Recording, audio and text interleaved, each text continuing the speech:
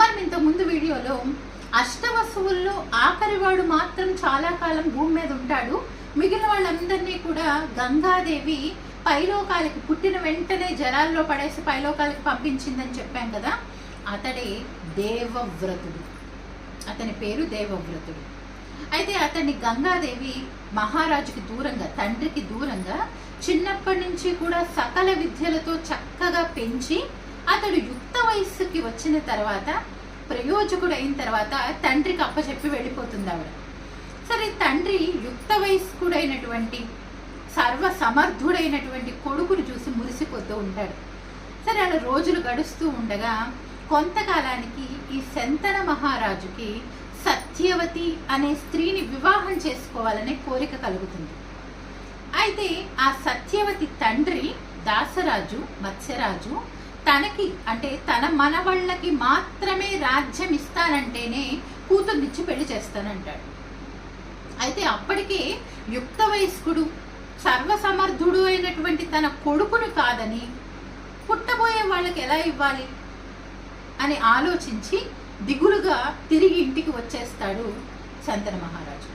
తండ్రి దిగులుగా ఉండటం చూసి మంత్రుల ద్వారా ఆయన వెనక వెళ్ళిన ద్వారా విషయం తెలుసుకుని దాసరాజు దగ్గరికి వెళ్ళి మళ్ళీ ఆయన కుమార్తెని తండ్రికి ఇచ్చి వివాహం చేయమని ప్రార్థిస్తాడు దేవవ్రతుడు.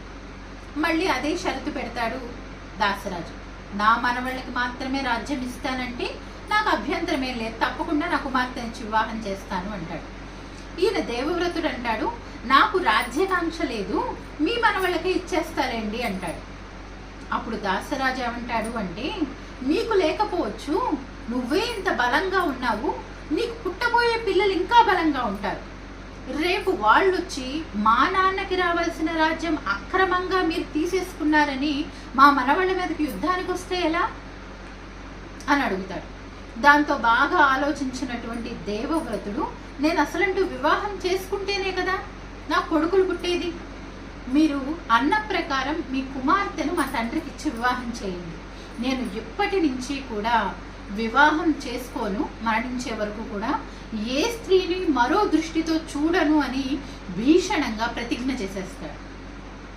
అలా భీషణ ప్రతిజ్ఞ చేశాడు కాబట్టి ఆయన్ని భీష్ముడు అని అప్పటి నుంచి పిలుస్తూ ఉన్నారు.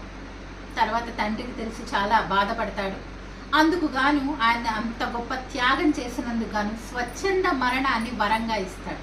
ఎప్పుడు కావాలంటే అప్పుడు చనిపోయేటటువంటి ఒక వరాన్ని ఇస్తాడు తండ్రి శంతన మహారాజు.